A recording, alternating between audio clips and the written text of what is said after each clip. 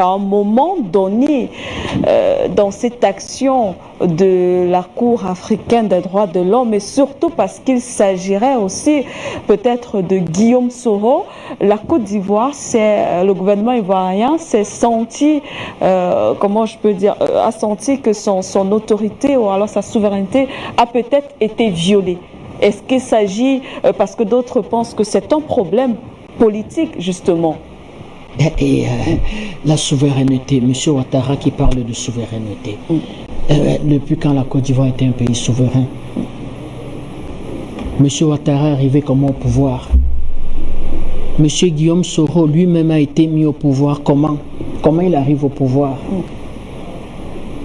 Vous avez vu un État se créer dans l'État? Il n'est pas à sa première escapade de violer la Constitution. Les acteurs de la Côte d'Ivoire, politiques, vivants, à l'époque, il y avait le grand PDCI, sont encore vivants. Ils vous expliquent que c'est déjà en 1995, je crois, quand le vieux agonise et décède au Fouet-de-Boigny, je crois que c'est à cette date-là, si je ne me trompe, que M. Ouattara veut faire violer la Constitution. Il entreprend un certain nombre de démarches la nuit avec les grands cadres du PDCI. M. Dona Fologo le dit, qu'il est de ceux qui s'opposent avec le président Gbagbo. Explique, à l'époque, Dieu seul sait comment le président Gbagbo a combattu le président Houphouët. D'ailleurs, il fera sa première prison sur le président Houphouët. Il sera arrêté pour la première fois, lui et son épouse. Et explique que toute prise de pouvoir non constitutionnelle constitue véritablement une déclaration de guerre. Ça a été les déclarations du président Gbagbo. C'est-à-dire que pour lui, il était hors de question. M. Ouattara, déjà, voulait violer la Constitution. Et quand il échappe à ça, c'est-à-dire qu'il ne réussit pas à s'autoproclamer, mais il n'a jamais renoncé à ça. Il n'a jamais renoncé à ça. Ben, il ne vous expliquait pas, M. Ouattara, qu'il n'a rien à voir avec la rébellion. J'ai rien à voir. Je suis blanc comme neige. Regardez mon Ganjoura blanc. Regardez comment je suis blanc. Mais il était qui étaient ses co-chambriers à l'hôtel du Golfe? Ben, c'était ces coupeurs de route qui étaient les chefs militaires de la rébellion. C'était ce Guillaume Soro qui, lui, au moins, ne pouvait pas dire oui, j'ai été un rebelle. D'ailleurs, il écrira un livre. Je suis un rebelle. Ben, un rebelle, c'est un voyou, c'est un bandit, c'est un criminel. Un rebelle ne parle pas de droit. Vous ne pouvez pas être rebelle quand ça vous arrange et un beau jour, véritablement, vous achetez un costume, vous dites, je me vois bien dans un costume de chef d'État. Non, ce serait trop facile. Ben, tout le monde serait rebelle. Il n'y aurait même plus d'état de droit. Pourquoi les autres, eux, doivent respecter la loi?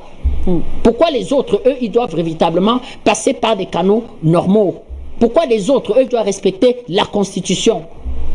Mais vous vous souvenez ce grand débat qui avait cours entre un chômeur qu'on va attraper en Asie, M.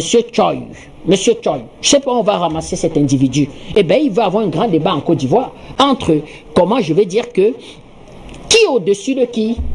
Est-ce que la constitution de Côte d'Ivoire est relativement mise sous le boisseau? Aucun cas l'État n'existe pas. La constitution fonde l'État. La constitution garantit les libertés. La constitution, comment je vais dire que, est la norme juridique. La constitution consacre véritablement la séparation de pouvoir. Donc un État de droit n'existe que s'il y a une constitution. Ben, on nous expliquait que ça n'existe pas. C'est M. Choi. C'est M. Choi véritablement devenu, comment je vais dire, que la constitution de Côte d'Ivoire. Et ce M. Choi, il venait d'où? Il roulait pour qui? Pourquoi M. Ouattara, à l'époque, ne pouvait pas expliquer que non, dans un pays souverain, un individu, un chômeur ramassé quelque part en Asie ne peut pas être la norme? C'est quoi cette histoire? Ben, M. Ouattara, véritablement, il soutenait cette histoire. Quand il va pâtisser, comment il fait pour arriver au pouvoir? Et quand il arrive au pouvoir, qu'est-ce qu'il fait? Eh bien, il prête serment encore devant le fameux Conseil constitutionnel qu'il avait renié. C'est-à-dire qu'Africain, vraiment, je veux dire, il y a des fois, nous venons parler ici, mais ça nous fait des hauts le cœur. Pour la première fois dans l'histoire du monde, un président du Conseil constitutionnel, pour une même affaire, va prononcer deux décisions véritablement diamétralement opposées. Ça ne s'est jamais vu depuis l'histoire de l'humanité. Il n'y a que chez Africains, dans un pays africain, qu'on va le voir. Un grand juriste, ce président du Conseil constitutionnel de Côte d'Ivoire, très grand juriste. Je me suis amusé à regarder son parcours et à regarder son, comment je vais dire, ses compétences sur le plan juridique. D'aucune contestation, grand monsieur. Mais on le fera venir prendre le serment de M. Ouattara de force dans toute l'humiliation que ça comporte à l'hôtel du Golfe. M. Ouattara prêtera serment devant le président de la Cour constitutionnelle de Côte d'Ivoire Alors que véritablement, il avait totalement refusé le verdict donné par cette Cour constitutionnelle. Il n'a jamais respecté un état de droit. C'est-à-dire, c'est un mercenaire qui arrive au pouvoir. Quand un mercenaire arrive au pouvoir, il arrive au pouvoir pour faire, comment je vais dire, que prospérer certains intérêts. Qu'est-ce qu'il a à foutre des Ivoiriens? Oui, Abidjan, c'est une belle ville. Mais Abidjan est une belle ville depuis 1970. C'est une très belle ville depuis 1970. C'est pour ça que nous aimons la Côte d'Ivoire. C'est un beau pays, la Côte d'Ivoire. Mais on peut tout dire du président Houphouët. Vous savez ce qu'on pense du président Houphouët. Il a même été allié de Paris dans la sécession du Biafra. Par respect pour ce patriarche et pour sa mémoire, je ne veux pas être très dur sur lui ce soir, Madame Siké, mais c'est lui quand même qui est le père de cette Côte d'Ivoire moderne, avec ce parti politique qu'on appelle le PDCI, qui avait des cancadres. Ah ouais, ça il faut le dire. Et ça il faut le dire. Mais est-ce qu'il a gouverné pour les Ivoiriens? Est-ce qu'en Côte d'Ivoire, le panier de la ménagère, est-ce qu'en Côte d'Ivoire, certains amis me disent, Monsieur Tatinda, c'est pratiquement 90% de taux de chômage ici. Dans quel pays on a vu véritablement une politique assumée? Dites la politique de rattrapage. La politique de rattrapage, on vous nomme uniquement sur la base de votre appartenance ethnique. Ça a été, vous voulez qu'on fasse une émission sur les grands mensonges de Monsieur Ouattara? Un coup, je suis burkinabé. Un coup, je m'appelle Draman. Un coup, je suis Monsieur Ouattara. Un coup, je suis de Congo. Un coup, non, je ne suis pas de Congo. Je suis de... Mais c'est incroyable, ce monsieur. Donc, voilà, véritablement. Donc, il fallait s'y attendre et je vais plus loin. Il sera battu à l'élection présidentielle. Son candidat sera battu. Mais Madame Siké, comptez pas sur lui pour reconnaître la victoire, la défaite. Il sera battu. À partir du moment. Et d'ailleurs, c'est tenu, je crois, le 24 ou le 25, je ne sais pas trop, une grande rencontre entre le vice-président du PDCI et la direction en fait du FPI, censé véritablement se mettre ensemble pour une véritable réflexion pour amorcer la réconciliation en Côte d'Ivoire. Et nous on l'avait dit ici, c'est quoi une élection présidentielle? On est en train d'aller droit au mur, là tout le monde le voit. Mais il vaut mieux repousser l'élection présidentielle et engager la Côte d'Ivoire dans un véritable processus de réconciliation. Et c'est la même position qu'a en quelque sorte le président Denis Sassou Nguesso, qui est chargé par l'Union africaine de mener les pourparlers interlibyens. Quand Paris dit rapidement les élections, rapidement. Pourquoi? Parce que Paris veut faire valider les contrats frauduleux qui ont été signés par le CNT à l'époque où le CNT venait expliquer à M. Nicolas Sarkozy que Muammar Kadhafi est un dictateur. Donc Paris veut le faire valider par un pseudo-gouvernement. Or, l'Union africaine, la position du président Denis Sassou Nguesso et ce panel de chefs d'État, le président Déby, le président Ousoufou, un certain nombre d'experts africains, est d'expliquer que non, vous ne pouvez pas le faire sans une véritable rencontre inclusive entre les Libyens. Et c'est la même chose en Côte d'Ivoire. On va à quelle élection? Quand il n'y a pas d'état de droit, quand on peut arrêter n'importe qui, même en Érythrée, même en Papouasie, même véritablement dans le pays le plus archaïque, quand on fait arrêter un député, maître, on lève quand même son immunité parlementaire. Même si on fait semblant de l'élever, on va faire un vote bidon à l'Assemblée nationale. Cette petite démarche juridique-là, mais lui, il arrête, il explique que non, le flagrant délit fait que moi, je peux arrêter n'importe quel député. Et le flagrant délit, c'est qui? C'est M. Ouattara qui décide que c'est le flagrant délit. Il vous regarde, et bien vous, c'est un flagrant délit. Et là, comme maître l'a dit, silence total à Paris. Silence total à Paris. Là oui, M. Macron ne défend plus les libertés. La France, terre de droits de l'homme, n'en parle pas. RFI qui donne des leçons à n'en plus finir au Cameroun. Cette radio de bidon, c'est-à-dire n'en parle pas. Personne n'en parle. Au Quai d'Orsay, on n'en parle pas. Eh bien, on accroche une médaille. J'ai vu ce monsieur accrocher une médaille sur, comment je vais dire que le responsable, le ministre des Affaires étrangères de France, c'est-à-dire celui qui porte la diplomatie française, monsieur Le Drian, dernier rescapé de la France-Afrique. En Côte d'Ivoire, monsieur Le Drian, je ne sais pas si la réalisation peut nous faire passer les images. Eh bien, qu'est-ce que vous voulez? Donc Paris est là, et c'est pour ça que je dis Paris encourage cette histoire.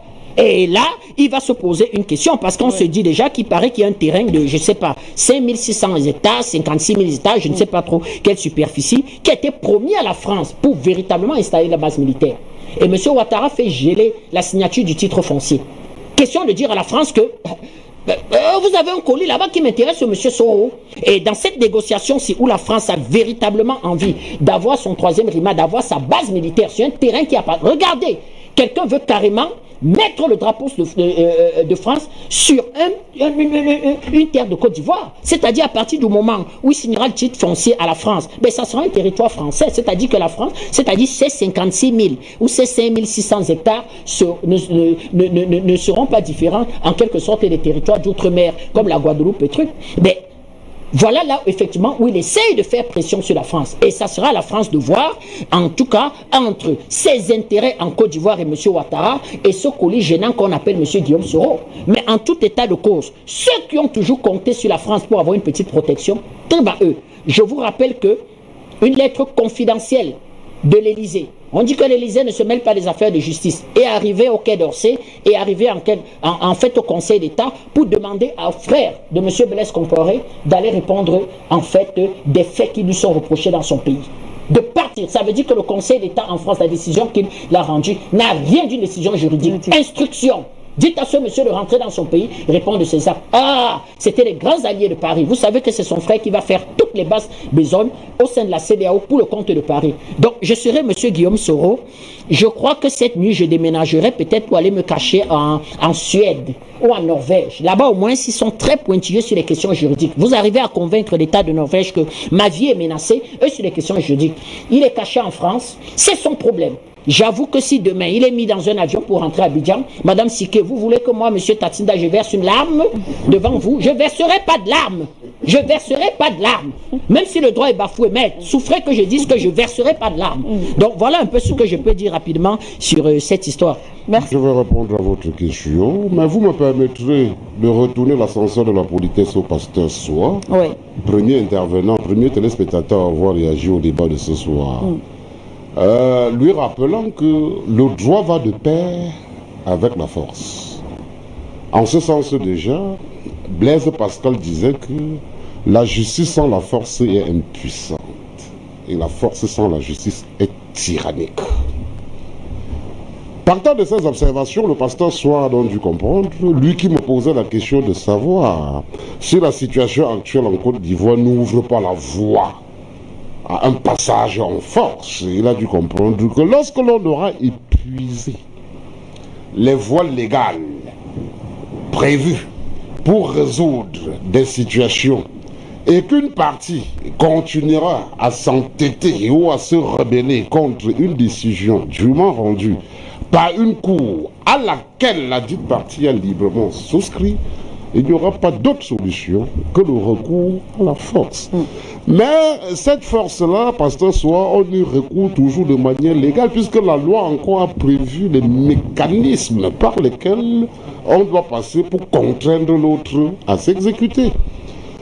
La violence de la rue ne pouvant être envisagée comme solution extrême, après épuisement de toutes les voies prévues par la loi. Il n'est donc pas exclu que du jour au lendemain, on apprend que les Ivoiriens ont envahi la rue, se sont dirigés vers le palais présidentiel pour déloger par eux-mêmes ce Ouattara-là, en raison de ce que, malgré toutes les voies légales par lesquelles on a procédé, il a toujours continué à s'entêter.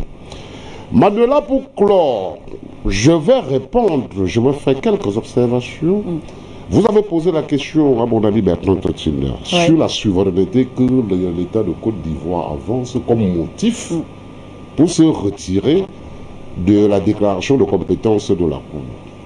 Je vais répondre aux Ivoiriens qui soutiennent cette thèse que la souveraineté ne doit pas s'entendre comme étant une notion à géométrie variable. On ne doit pas l'évoquer dans le cas X et la renier dans le cas Y. Et quoi qu'il en soit, l'État souverain est régi par le droit, aussi bien en interne qu'à l'international. Autant les citoyens d'un État donné renoncent à une partie de leur liberté entre les mains de gouvernants pour pouvoir protéger leurs droits et vivre paisiblement en société, autant ces États abdiquent une partie de leur souveraineté entre les mains des instances internationales pour la coexistence pacifique à travers le monde. Telle d'ailleurs a été la raison d'être de l'ONU. Et lorsque vous vous êtes engagé, Manuel, à le principe établi en droit, vous êtes tenu. Lorsque vous avez librement consenti à un engagement, vous êtes tenu. Cela s'impose à vous. En l'espèce, c'est librement que la Côte d'Ivoire a ratifié cette charte qui créait la Cour africaine des droits de l'homme et des peuples. En 2013, si mes souvenirs sont bons. Alors, cela veut dire que quoi? J'accepte de fonctionner suivant les conditions que m'impose cette Cour. D'où vient-il que, en 2016, si je me trompe, cette Cour a rendu une décision par rapport à la réforme de la commission électorale indépendante en Côte d'Ivoire. Ouais. Les Ivoiriens, les autorités ivoiriennes ont applaudi. Et l'ont même qualifié de Cour impartiale et juste. La raison, nous la comprenons aisément aujourd'hui. Cette Cour n'avait pas défini le canevas de la réforme qu'elle recommandait. Elle avait tout simplement demandé une réforme en profondeur, laissant le champ libre aux autorités de définir quel est le critère de la profondeur ou pas. Là, ça n'atteint pas les intérêts. La Cour était impartiale, c'était bien. Aujourd'hui, cette même Cour vous dit, par rapport aux poursuites initiées contre Soro et les autres suspendés, le temps pour nous d'examiner le dossier au fond, vous parlez de la souveraineté qui est heurtée. Une Cour où vous vous êtes librement engagé. Une Cour dont vous avez respecté la décision hier parce qu'elle vous était favorable. Mais aujourd'hui, qu'elle compromet vos intérêts personnels, vous évoquez la souveraineté nationale. Non! Que M. Ouattara ne prenne pas des Africains pour des idiots. Ils ont beau être de très grands juristes, nous ne sommes pas autant intelligents que eux, mais nous ne sommes pas si bêtes que ça. Nous avons aussi appris à réfléchir. Manuela, dites-moi ça à l'instant. Après la crise post-électorale en Côte d'Ivoire, il était question du déferlement des personnes à la CPI. La CPI en a revendiqué 3. Laurent Koudou-Gbagbo, Charles Blé Goudé, Simone et Yves Gbagbo. Il en a déféré 2. Et il a retenu Simone. Pourquoi? Et il a déclaré que la Côte d'Ivoire était en même de juger Simone Gbagbo. Pourquoi pas Laurent Gbagbo? Pourquoi pas Blé Goudé? À ce moment précis, c'est vous qui renoncez à votre souveraineté. Si donc, à la Cour, on rend une décision d'acquittement définitif de Gbagbo et Blé Goudé, il y a fort à craindre que ce Ouattara, qui a librement transféré ces deux là-bas pour être jugé, décide de se retirer de la CPI. Encore que, précisons-le, au moment où il décide d'envoyer ces deux pour se faire juger là-bas, la Côte d'Ivoire n'avait pas ratifié le statut de Rome. Donc, Gbagbo Blé Goudé ne pouvait donc se retrouver en train d'être jugé à la CPI que sur décision du Conseil de sécurité. La Côte d'Ivoire n'avait pas qualité. Mais a violé, l'a fait. Demain qu'on va rendre une décision qui lui soit défavorable, et la seule décision défavorable pour lui, c'est qu'on acquitte ces deux-là, qui sont pour lui des cailloux dans la chaussure. Il va dire qu'on a heurté sa souveraineté, alors que c'est librement qu'il les y a envoyés. Ce n'est pas une notion à géométrie variable, ça, nous sommes au regret. De Paris, il peut se porter candidat. Je vous ai dit, chez pays africains, on n'a pas tout vu. De Paris, même, il peut crier qu'il a gagné l'élection. C'est-à-dire, il peut se porter candidat et je ne sais pas trop comment ça peut se passer. Et de Paris, il peut crier que j'ai gagné l'élection présidentielle et puis il se décrète président élu. Comment vous interprétez justement sa réaction face à cette condamnation? Sa réaction, c'est de dire à M. Ouattara que tu n'en as pas fini d'entendre parler de moi. C'est-à-dire que tu ne vas pas m'intimider, on ira jusqu'au bout. C'est-à-dire, sa réaction, c'est une réaction de défiance vis-à-vis de M. Ouattara, et c'est pas aujourd'hui qu'il a cette posture.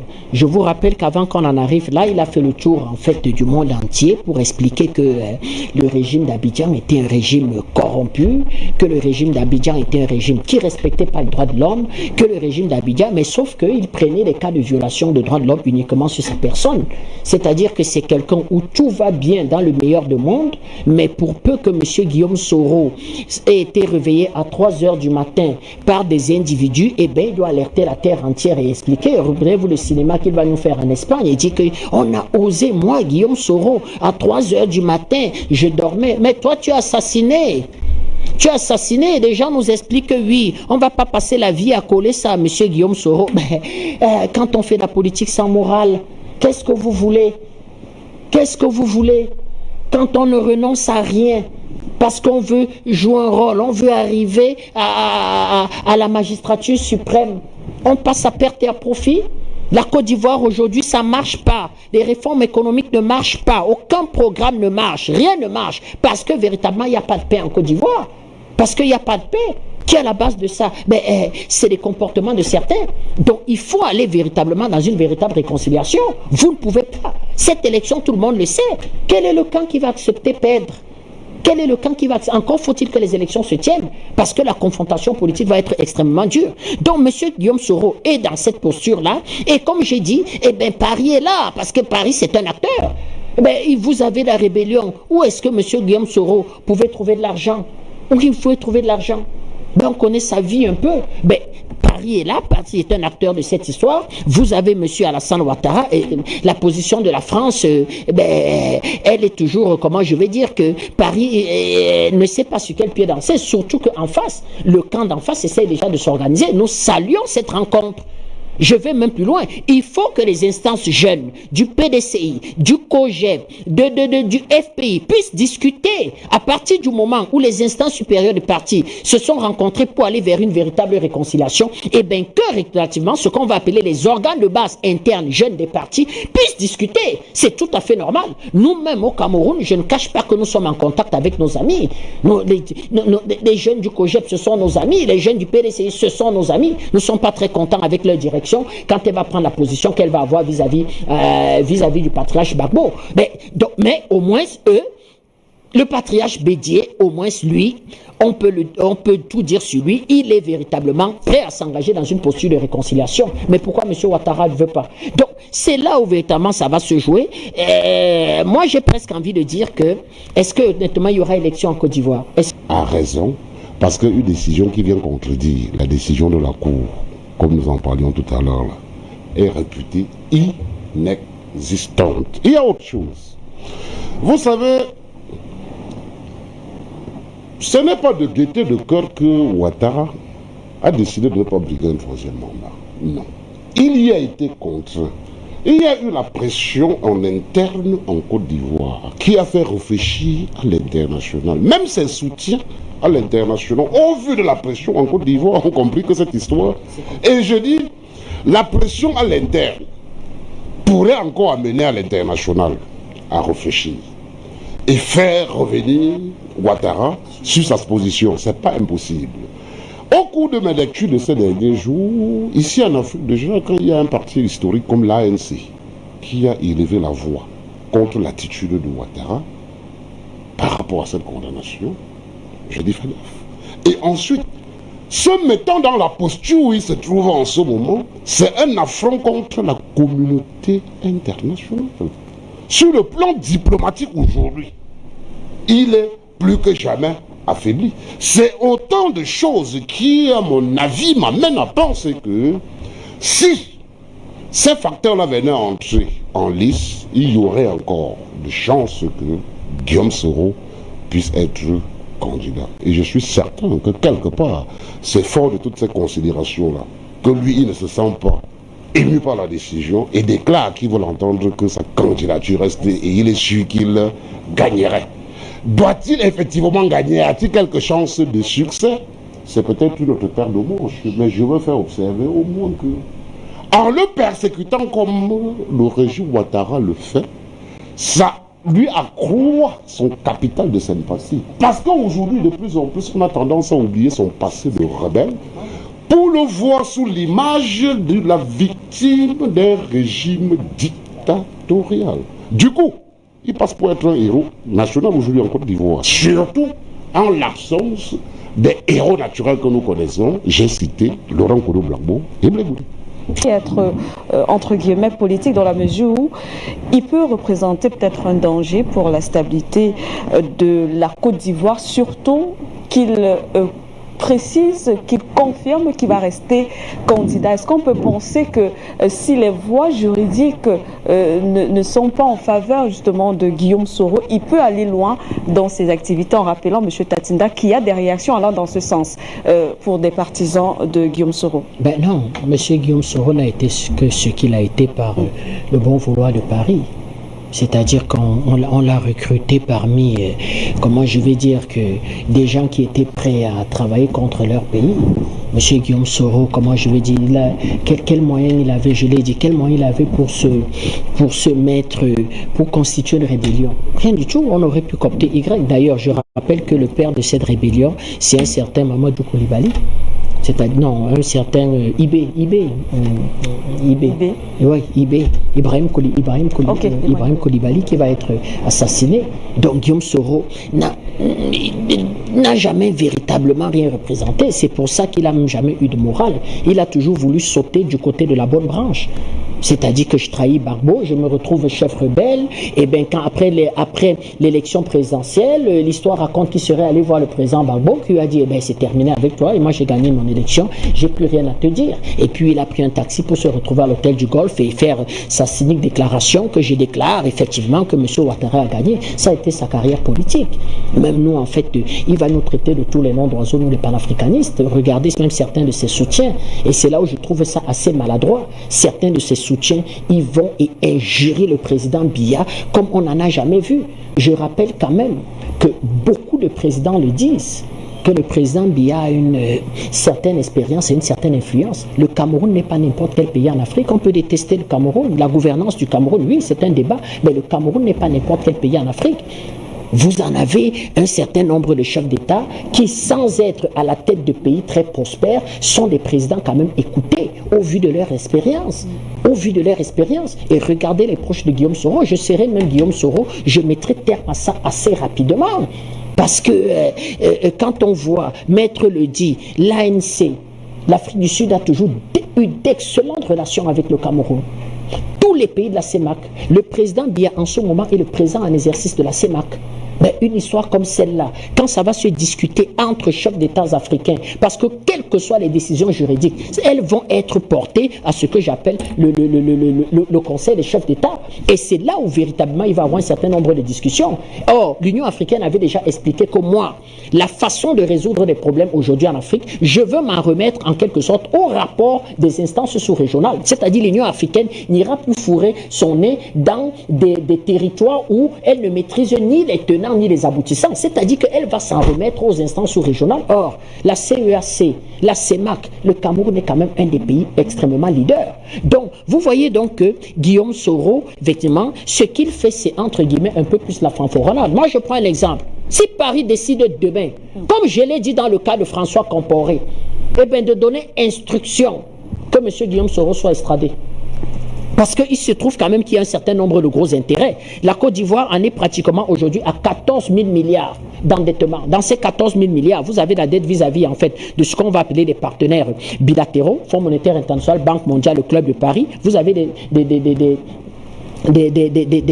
des partenaires non bilatéraux, la France, Angleterre et les partenaires multilatéraux, Fonds monétaire, Banque mondiale et tout ça. Mais ici aujourd'hui il y a le feu en Côte d'Ivoire. Vous voyez que cela, à partir de cette dette-là, ils ont de gros intérêts en Côte d'Ivoire. De gros intérêts. Vous avez en quelque sorte les Qataris. Donc, comme Maître Sanjo explique qu'une décision, une histoire dans cette histoire-là ne viendra même pas de M. Ouattara, ça viendra de ces gens qui sont détenteurs de 14 000 milliards de la dette ivoirienne et qui ont de gros intérêts et de gros marchés en Côte d'Ivoire. C'est eux qui pourront se réunir même indépendamment de M. Ouattara et de M. Soro et d'expliquer que pour nous, voilà la situation qu'il faut. Peut-être il faut mettre hors d'état de nuire ces deux pieds nickelés. Ça peut être une solution. Que on n'en veut plus. Ce Soro, livrez-le à la justice. Et bien, si ces acteurs-là, c'est-à-dire que les détenteurs de 14 000 milliards de la dette de Côte d'Ivoire décident de le faire, qui regimbera? Qui regimbera? Et dans le camp de M. Ouattara, dans le camp de M. Soro, qui ouvrira la bouche pour s'opposer à une pareille décision? Mais vous voyez donc que M. Soro peut jouer le beau, là où il est là. Je l'ai dit à chaque fois que des gens ont trahi leur pays à compter sur la France. Je vous rappelle que M. Savimbi était beaucoup plus soutenu par le camp occidental que M. Soro. M. Savimbi aura toutes les puissances à ses pieds. À un moment donné, même Mao Zedong, c'est-à-dire Mao Tse-tung, va soutenir M. Savimbi au vu de ses relations et de sa bataille géopolitique avec l'Union soviétique. L'Union soviétique étant parrain, en quelque sorte, du MPLA, Mao va prendre position, fait et cause pour l'UNITA et soutenir l'UNITA. Mais vous savez comment M. Savimbi a fini? Parce que tout simplement, quand Luanda va découvrir le jackpot, c'est-à-dire ses réserves pétrolières et gazières à n'en plus finir, eh bien Washington, Total, toutes ces grandes entreprises, Dos Santos va expliquer que ce n'est pas un problème de signer des contrats avec vous. Vous voyez comment, pour un appel sur un téléphone satellitaire, on va localiser sa vie. Vous savez comment il a fait. Donc, M. Soro peut jouer le beau. Moi, j'ai aucune considération pour ce monsieur. Aucune considération. Effectivement, je vous ai expliqué que les malheurs de M. Soro ne me font ni froid ni chaud. Mon problème, c'est la Côte d'Ivoire. C'est pour ça que je salue l'initiative. Et nous demandons aux Ivoiriens de s'enrôler. Nous demandons aux Ivoiriens de s'inscrire véritablement dans cette démarche que mènent le PDCI et le FPI. C'est-à-dire cette démarche de réconciliation, cette démarche de dialogue. Et nous demandons véritablement que les instances jeunes de ces partis puissent discuter, se rencontrer, ça se fait déjà, et que ce soit au sein de la diaspora, que ce soit en Côte d'Ivoire. Ça veut dire que le véritable peuple de Côte d'Ivoire, et il n'est fermé à personne, ça veut dire que si des partisans de M. Ouattara, et il y en a beaucoup, des partisans de M. Soro, estiment que ce sont des Ivoiriens. Nous devons rentrer dans une véritable alliance et un véritable ensemble de discussions pour la paix dans notre pays. Nous les y invitons. Mais quant à M. Soro, j'ai envie de dire que son avenir, entre guillemets, ne dépend pas de lui. Il y a cette condamnation judiciaire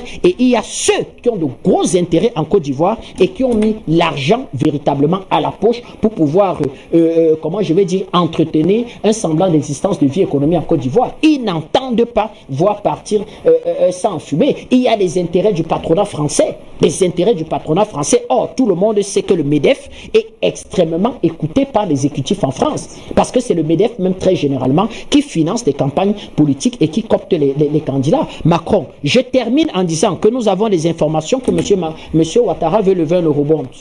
Il part. Nous sommes aujourd'hui, Madame Siké, en mai.